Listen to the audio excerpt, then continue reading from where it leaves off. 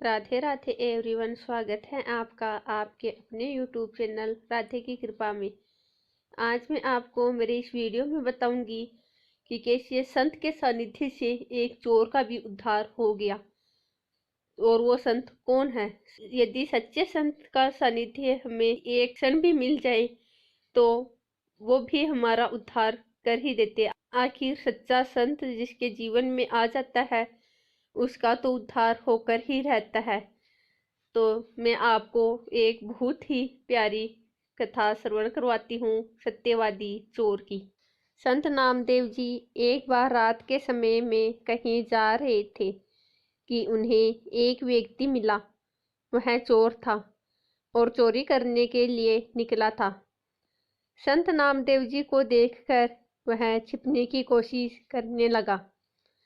संत नामदेव जी बोले, भाई तुम कौन हो और मुझे देखकर छिप क्यों रहे हो। उस चोर ने संत नामदेव जी को पहचान कर उनके चरणों में प्रणाम किया और बोला, महाराज मैं चोर हूँ और चोरी करने जा रहा हूँ। संत नामदेव जी ने कहा, भाई यह धंधा छोड़ दो और कोई ऐसा काम धंधा करो जिससे तुम्हें किसी को देखकर भय ना लगे और छिपना न पड़े।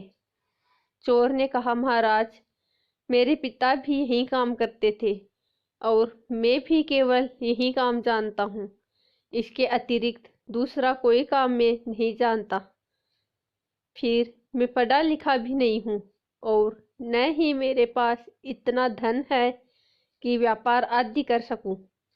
यदि मैं यह धंधा छोड़ दूं तो फिर परिवार का पालन पोषण कैसे करूंगा। उसका यह उत्तर सुनकर संत नामदेव जी कुछ पल तो मौन रहे, फिर बोले, अच्छा भाई तुम यह धंधा बेशक करो, परंतु हमारी एक बात मान लो। चोर ने कहा, आज्ञा कीजिए। संत नामदेव जी ने कहा, पहले वादा करो कि तुम हमारी बात मानोगे।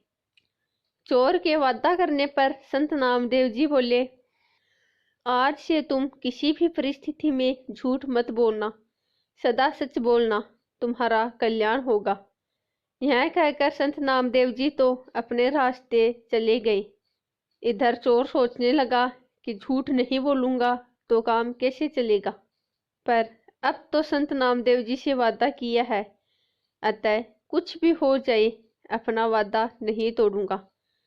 यह सोचकर चोर भी चोरी के इरादे से एक और निकल गया।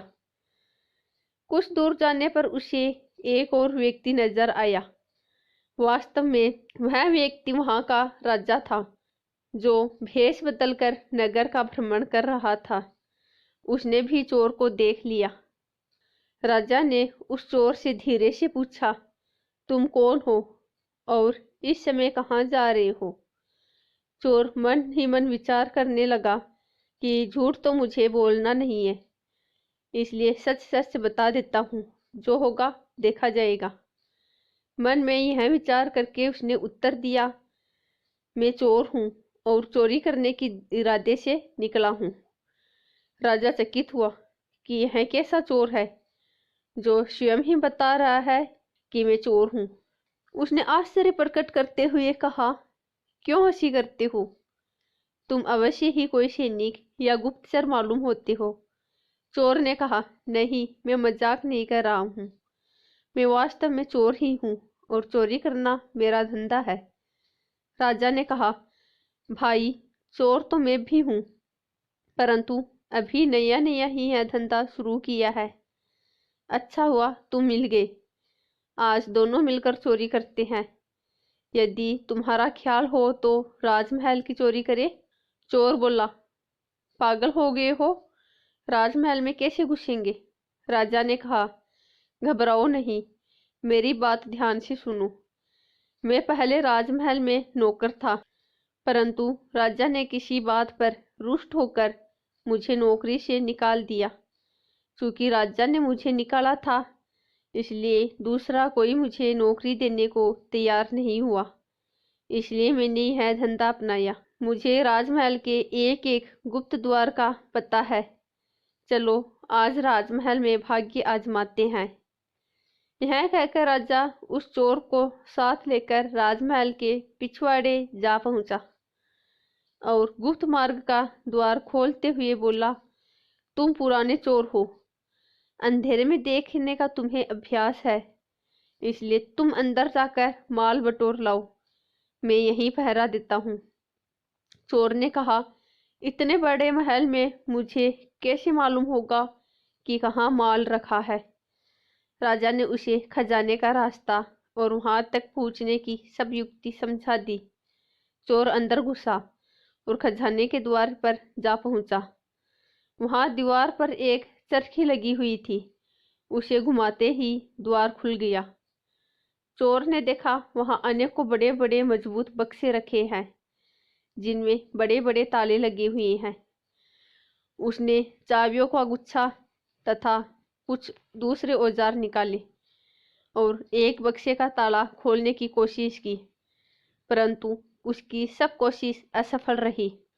उसने यह सोचकर कमरे में दृष्टि दौड़ाई कि शायद कोई लोहे की सलाख वगैरह मिल जाए। तभी उसकी निगाह एक बक्से पर गई, जो साइज में छोटा था और एक बड़े बक्से के ऊपर रखा हुआ था। उसने उसका ताला खोलने की कोशिश की। थोड़े ही प्रयत्न से ताला खुल गया। उसने ढक्कन उठाकर देखा तो उसमें एक छोटी संदूकची के अतिरिक्त कुछ और नहीं था। उसने संदूकची बाहर निकाली। जैसे ही ढक्कन खोला, उसकी आंखें चमक उठी। उसमें 3 बहुमूल्य हीरे रखे हुए थे। उसने वे तीनों हीरे उठाए और वहां से चलने लगा। तभी उसके दिल में विचार आया कि हीरे तो 3 है, हम 2, इनका आधा आधा भाग कैसे करेंगे। मैं झूठ बोलकर एक हीरा अधिक अपने पास रख लूं, यह मैं करूंगा नहीं, क्योंकि मैंने झूठ न बोलने का वादा संतों से किया है। यह सोचकर उसने एक हीरा संदूकची में वापस रख दिया और 2 हीरे लेकर महल से बाहर आ गया। बाहर आकर उसने राजा से कहा, ये 2 हीरे लाया हूं, एक तुम्हारा एक मेरा। यह कहकर उसने एक हीरा राजा को थमाया और चला गया। उसके जाने के बाद राजा ने सोचा कि हीरे तो उस संदूकची में 3 थे, फिर उसने यह क्यों कहा कि मैं 2 हीरे लाया हूं, चलकर देखना चाहिए। यह सोचकर राजा वहां गया तो देखता है कि एक हीरा संदूकची में ही रखा हुआ है। राजा बड़ा हैरान हुआ कि यह कैसा चोर है, चोरी भी करता है और सच भी बोलता है। राजा ने खजाने का द्वार खुला छोड़ दिया और अपने शयन कक्ष में जाकर सो गया। सुबह हुई और थोड़ी ही देर में हल्ला मच गया कि राजमहल के खजाने में चोरी हो गई है। राजा ने अपने मंत्रियों को बुलाया और चोरी के बारे में बतलाते हुए कहा, खजाने का द्वार खुला मिला है, अवश्य ही है किसी भेदी का काम है, शीघ्र ही उसकी जांच करो और चोर का पता लगाओ। मंत्री जो आज्ञा कहकर खजाने वाले कमरे में गया। सब बक्से ज्यों के त्यों रखे हुए थे, केवल एक छोटे बक्से का ढक्कन खुला हुआ था। उसने उसमें से छोटी संदूकची निकाल कर देखा, उसमें एक हीरा रखा हुआ था। मंत्री को पता था कि इस संदूकची में 3 बहुमूल्य हीरे थे। सोचने लगा कि ऐसा प्रतीत होता है कि चोर जल्दी में एक हीरा इसी में छोड़ गया। अब क्यों न यह हीरा मैं रख लूं। चोरी तो हुई है, चोर जब पकड़ा जाएगा तो वह लाख कहता रहे कि मैंने 2 हीरे चुराए हैं, उसकी कौन मानेगा।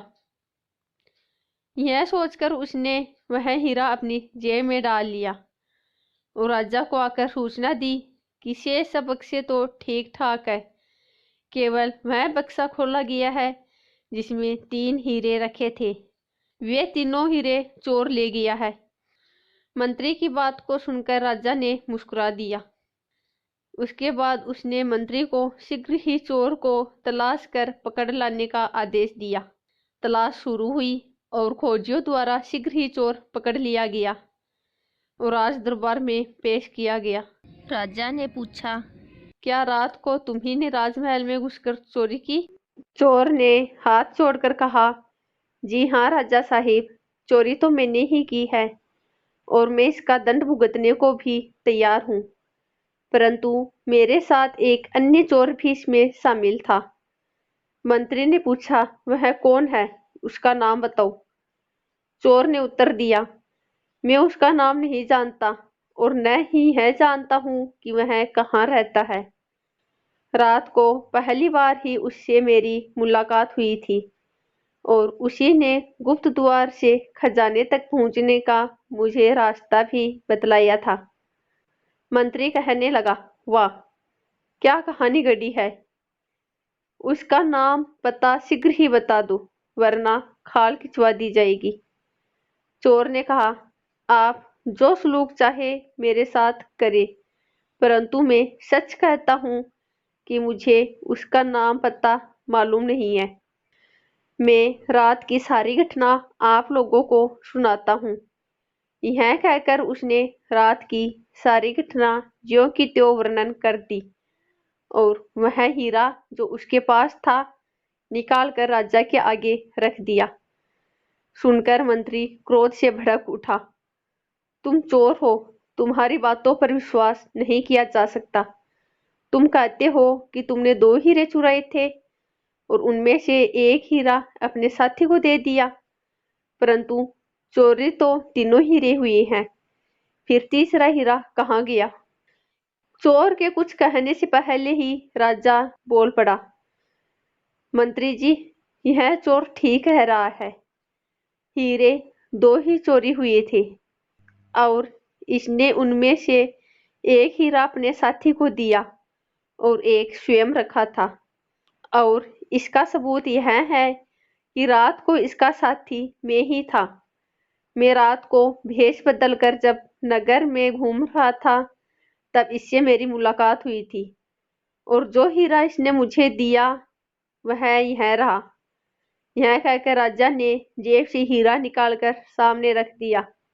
दरबार में सन्नाटा छा गया। राजा कुछ देर मौन रहा, फिर बोला, जब यह मेरा हिस्सा मुझे देकर चला गया तो मैंने खजाने में जाकर इसकी जांच की कि यह झूठ बोल गया है कि सच।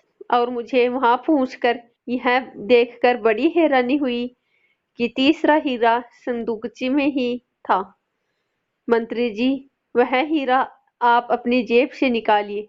राजा के यह कहते ही सबकी नजरें मंत्री की ओर घूम गई, जो अब भय के मारे थर थर कांप रहा था। राजा के आदेश से हीरा उसके पास से बरामद कर लिया गया और चोरी के अपराध में उसे कारागार में डाल दिया गया। उसके बाद राजा ने चोर से कहा, तुम चोरी भी करते हो और सत्य भी बोलते हो, इसका क्या रहस्य है? चोर ने संत नामदेव जी से मिलने और उनसे सदा सच बोलने का वादा करने का पूरा वृत्तांत राजा को सुना दिया। राजा ने कहा, मैं तुमसे बहुत प्रसन्न हूँ और मैं तुम्हें अपना मंत्री बनाना चाहता हूँ। चोर ने कहा, राजा साहब, यह आपकी मेहरबानी है, परंतु जिनका वचन मानने से ही आज मुझे आप मंत्री पद देने को तैयार हो गए हैं, मैं तो अब उनकी ही शरण में रहूंगा और उनके वचनानुसार चलकर अपने जीवन का कल्याण करूंगा। ऐसा मैंने निश्चय कर लिया है। उसके बाद वह चोर संत नामदेव जी की शरण में गया और उनकी संगति में सेवा और सुमिरन करके परम पद की प्राप्ति की। तो यह है सत्यवादी चोर की बहुत ही प्यारी कहानी। आप मुझे कमेंट करके ज़रूर बताइए कि आपको यह कहानी कैसी लगी। यदि आपको मेरी यह कथा अच्छी लगी तो वीडियो को लाइक एंड शेयर ज़रूर करें तथा चैनल को सब्सक्राइब करें ताकि मेरी आने वाली लेटेस्ट वीडियो सबसे पहले आप तक पहुँचे और कमेंट बॉक्स में राधे राधे ज़रूर लिखें।